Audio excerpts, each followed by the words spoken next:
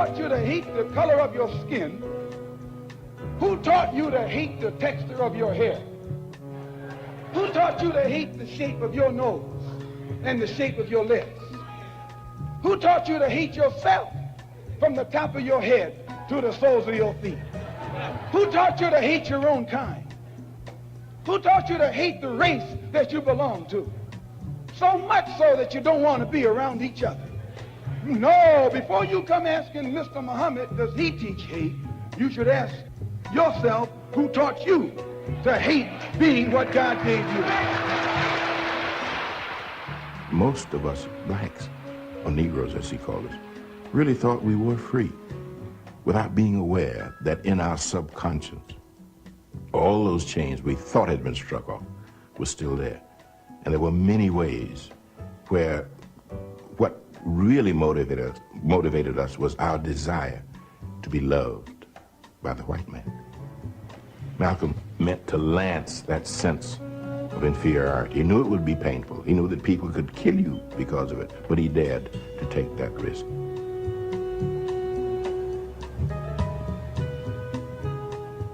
He was saying something over and above that of any other leader of that day. While the other leaders were begging for entry into the house of their oppressor, he was telling you to build your own house. Both of you is stupid. Why is it always gotta be the white man? Stupid. Black man is God. Or not. I'm sick and tired of your 5% of malarkey. It's malarkey. It's not 5%. It's malarkey. It's 5%, God. 5% of what, Born? 5% of the population that knows what's going on, the true gods of this planet, the original Asiatic black man from Africa with knowledge of self, sent here to teach y'all, the 85% that you are indeed dumb, deaf, and blind, and that you're being exploited by the devilish 10%. They don't cut my wisdom, God. Hooty-hoo! Hooty-hoo! What's up, what's up, what's up, what's up? Let's ruffle some feathers tonight. Not really to ruffle any feathers, but I think sometime as you elevate your thought and you live this life that we're given by God, you know, always giving him all the honor in our lives, that sometimes we allow our human nature to take us down a path or paths of division that all eventually lead back to God. What's up, Brother Dorian? So tonight's show is called The Knowledge of Self for the Black Man. And this is not to knock anyone for what they do. If you're a Hotep brother, if you're a Moor, if you're a Hebrew Israelite, before any of these things, you were a black man in Africa. Somebody told me that, well, I'm a Hebrew Israelite. I'm not an African. I don't know. Did he mix Exodus when the Israelites left Egypt, and then God showed them the new land where they wound up in? Africa wasn't even called Africa in the beginning. Let me share. In Kemetic history of Africa, Dr. Sheikh Anaw Diop writes, the ancient name of Africa was Akibulan. They got named Africa after, I think, later on as the conquests were happening. The time of the conquest, that's when a lot of the countries got their names. So I don't know where the confusion is about. I'm not an African. You know, you'll hear people say, "Well, I'm a Moor." And again, it's strange. Moors were in North Africa. It's incredible. Where am I getting this stuff from? We're so much in search of knowledge of self I mean, do we need to break that down? I played that scene from the old Spike Lee movie Mo Better Blues, and basically, you know, the 5 percenters were developed by Clarence X. I don't know if he was 13X or what. Clarence X, 1963. He had split with the Nation of Islam. He was a follower of Malcolm X, and he created the 5 percenters as we know it, even though the nation speaks of knowledge of self and others speak of knowledge of self. And they coined the term, they call themselves the 5 percenters. They say that 10% of the world knows the truth and that the black man is God. Yet it's concealed from the 85%, as he said, that are dumb and ignorant, so they can be controlled by the majority, and that the members of this 5% group are the only ones that know that the black man is God and works to spread the truth. And, you know, it's all types of things, you know, and like I said, this will ruffle some feathers, but it's not a knock on your religion. The Muslims believe that Master Farad Muhammad was God and appeared to Elijah Muhammad, and that's how he became the messenger. The 5 percenters believe that the black man is God and he created the universe and all that's in it. Believe what you want. The God I follow says, I am the great I am, and there will be no other gods before me. Now, we not knocking on Master Farad Muhammad. We not knocking on the black man is God theory. If you can see my wall, I got a picture of a black Jesus. I'm down for whatever it is. The only arguments I ever had religiously is, do you believe in God? I don't care what you're naming God. I don't care if you say Allah or Jah or whatever you say. If you believe in God, my mission is done with you. We can move on to some other topics in life, because God did not ask us to fight battles for him. Dorian says, is that mean that Jesus and Moses are Africans? Many of us that America is out. I'm trying to read what he says. Many of us think that America is our home, but it is our prison. Exactly. When the time of Jesus and things like that, it wasn't called Africa. They did say there is a mention of the Ethiopian. God does not have a race or identity that we can identify other than the supreme being, the great I am.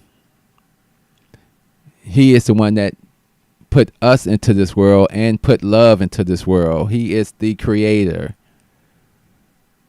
There's no other way to look at it or redefine it that makes you feel better about who you are. When I say knowledge of self of, because I wrote it all down because I want to be correct on the show tonight. When I say the knowledge of self, there's 3 things. This is the triangle that I try to live by: knowledge of self, knowledge of God, knowledge of purpose. Knowledge of self is having clarity about who you are as a man, in our case as black men. And it is almost impossible to have clarity of yourself in another man's home, in another man's prison, in another man's system. How can you have any clarity when you can't even find unity? You've been divided every which way in this country. People say, oh, well, you got it on the unk, so I can hotep. You really can't hotep me. I mean, hotep just means satisfied in peace. But people that have known me forever know when they talk to me and I'm walking away or whatever, I always say peace. Sorry about that. So I always say peace. I've been saying peace since I was a little kid. What does peace mean? Please elevate all consciousness everywhere. Please elevate all consciousness everywhere. That's what peace means for me. I've worn an Ankh. I've worn the Black Panther medallion. We all part of all these groups. If a group says you can't be a part of them because, well, you think this way and I think this way, then that's just more division for me. Same with the frats. I'm a Greek. What the hell? The Greeks destroyed Egypt. Why am I associated with anything Greek?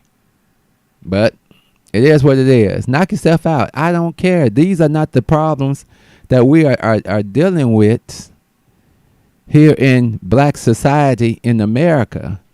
And I don't think there'll ever be a true remedy as long as we are here in America. Like I said a couple of weeks ago, I was talking to my young African brothers. You can make all the money in the world in America.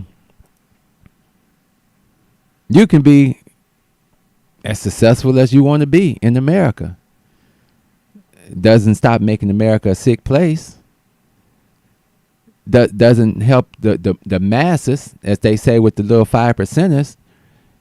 If we can keep the 85% working, being dumb, being entertained by foolishness, not caring about the world as a whole, then we've done our job. I wrote here, self. Who are you and what principles do you live by? Talking to a brother today, and we're talking about some of the brothers out on the street and the things that they do and why they do them. I say because, first of all, they lack knowledge of self. Somewhere along the line, we felt that I mentioned a poem by Oscar Brown that's called The Children of Children. And it talks about how the children hop down from their mother's lap to be programmed for future defeats. So we've allowed our children to become programmed by ignorant music, derogatory music, demeaning music. We've allowed them to desecrate our women. You don't see no other group on the planet calling they women bitches and hoes and suck this and fuck you and kiss this and bang, bang, bang. Who else you see doing that shit? Please, I'll wait. You only see us doing it. So we got a major problem with the codes of conduct. And he was like, well, why don't you go tell that one brother to do it? I said, not because it's not about one person doing it. It's about the community. You got 5 people standing on the corner. The whole community comes out and says, you can't stand on the corner. Guess what? You can't stand on the corner. Where I live, ain't nobody standing on the corner. Weird. Nobody standing on the corners out here. It's not allowed. It's only allowed if you allow it. The problem is we got internal problems in our community that we have refused to deal with. So if the young man has no knowledge of self and he can't hear because he's angry or he's hungry or whatever, and nobody's showing him a different way, he's going to gravitate to what it is. Who was that just recently? A female rapper or something. I think it was one of the City Girls. She's got a daughter. And the guy says, well, are you going to raise your daughter with the same philosophy that you push out to our daughters? And she said, no, I will not raise my daughter like this. So she already acknowledged in herself that the way she's living and what she's doing is wrong. But she'll perpetrate it to everyone else because that's what the industry wants you to do. The system here is designed to destroy you. There's no confusion about the history of us in America and the plans of America. Maybe they don't hang us from trees as much anymore. But who knows what happened to Sandra Bland? Being in a place she's unfamiliar with devils she not used to being around, not understanding the rules of the system where she was at. You can talk that shit, but we got something for you. That's why a lot of us can't work on certain jobs because we too busy running off at the mouth and talking about this religious thing and this religious thing and this religious thing here, but you ain't got shit. You got to get something to talk. You got to listen and learn. You got to be open to the elders. The brother said, "Well, the elders are afraid. Afraid of what? What do you have? Well, we can do. You can't do it. There's no overthrowing the American government by black people. You are 12% of the population, 14% of the population, and it has been there since you got there. And you know why it is? Because they developed systems to call. When they call CULL, when they call the herd, they make sure that it doesn't grow too large. They kill off. They develop systems to control the population. So they give you abortions. They take the fathers out of the households. They imprison the young people. They take away the parental rights. And then you get mayhem and you get kids, bang, bang, bang, shooting them up on the street, creating crazy names for themselves, creating hoods for themselves. That's the system that was designed for you here. How do you escape it?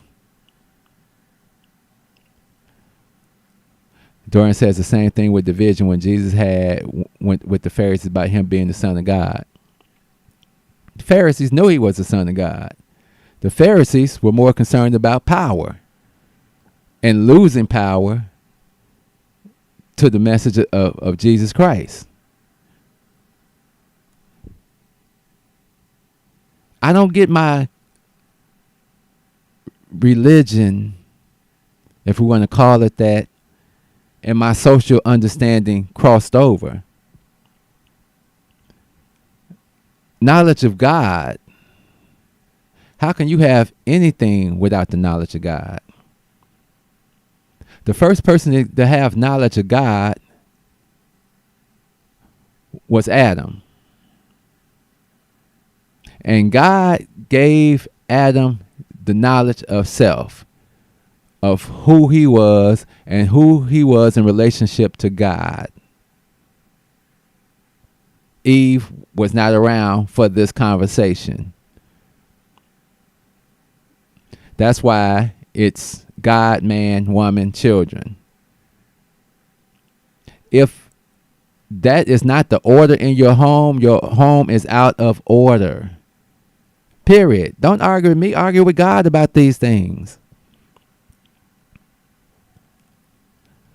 Once you have a knowledge of yourself and you understand God and your relationship to God, now you must understand the knowledge of purpose. The purpose to your people and to your God. We get caught up in a whole lot of stuff here, but we're really just called to be lights for God's glory, to bring others back into the fold, bring the other lambs back into the fold of the flock for his glory, for he will establish a new kingdom on this earth. So the brother man, the Hebrew Israelite, was telling me, yes, well, we're going to reestablish this, we're going to come up, but no, you're not. That's God's position. That's the Godhead. God says he will reestablish the kingdom on this earth, that he will be in charge of. All I'm thinking and talking about these days is unification. The thing that bothers me the most, that all these different groups on the planet have a connection to who they are, and we still fumbling around battling each other about who we are. This is a problem. So how are we going to survive when you 12% of the population here, you 1% if you're a Hebrew Israelite, you're another 1% if you're more, you're probably 8 to 9% if you're black, and the other groups, Africans that have come to America, that's probably the other 5-6%. It's 44 million so-called black people in America. It's 10 million Chinese in Africa right now. A fourth of how many of us that are here, and they only got there in the last 10 years because they making plans on how they're gonna survive on this planet. They don't get confused with their religion. Most of them practice Buddhism. Some, I'm sure, are Christians. They don't get it confused. They don't let it stop them from moving forward. They don't let it stop them from making progress, because they know who they are. They've never been detached from their originality. The only detached people from their originality on this planet is the black man and the black woman here in America. And the first thing they did when they got us here was divide us. What did we learn in America? We learned how to abuse each other, how to con each other, how to demean each other, and how to degrade each other. What we need to be learning in America, we need to learn how to uplift each other, understand each other, unify with each other, and demonstrate with each other. And we got to do all this just to get back to who we are. We can't do it without reconnecting with our brothers and sisters in Africa. And I don't care how much you all say they don't like us, so we shouldn't like them. That's nonsense. Hating Africans is like hating yourself, because that's your originality. You are a black man from birth. All those that are sitting in Africa were black before they were Africans. They're still black, and they're starting to get the understanding of what it's going to take, because now they're looking, and they're in a position now where they need some economic help from us.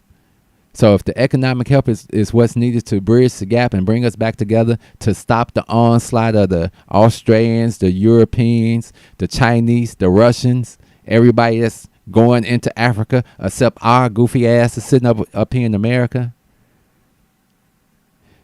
then that's what it takes. We got to stop it, brothers and sisters. That's the only cry that we should be having. I don't care if you're a Nation of Islam, whatever you are. Knock yourself out. Is there a way for us to unify our thoughts and our beliefs and move forward toward a unification with our brothers and sisters in Africa that will allow us to reestablish ourselves and really learn what it means? Even in Africa, a lot of the African nations that were conquered, they don't have, maybe a whole lot of their stuff was taken away. But guess what? They were still in Africa. I made a point to the brother, and I'm going to get off this line. He said about all the things that were going on in Africa, being enslaved in Africa and all this other stuff, killing in Africa, all this. I said, but you know what? Once that was done, you were still an African. You were still connected to the continent and your people and your culture. What was done to us in America was called a disconnect. And you were disconnected to everything that made you who you are. And that's the difference. And that's the game. The game is called life overall. And everybody's going to die. What are you going to do on the way to the grave? Who are you going to affect? Who are you going to touch? Who are you going to reach? Who are you going to uplift? Besides your fucking self. Like I say, I don't try to sway people with religion. Some people may come and see Black Jesus on my wall and get offended. My auntie saw him and she said, "Who's that?"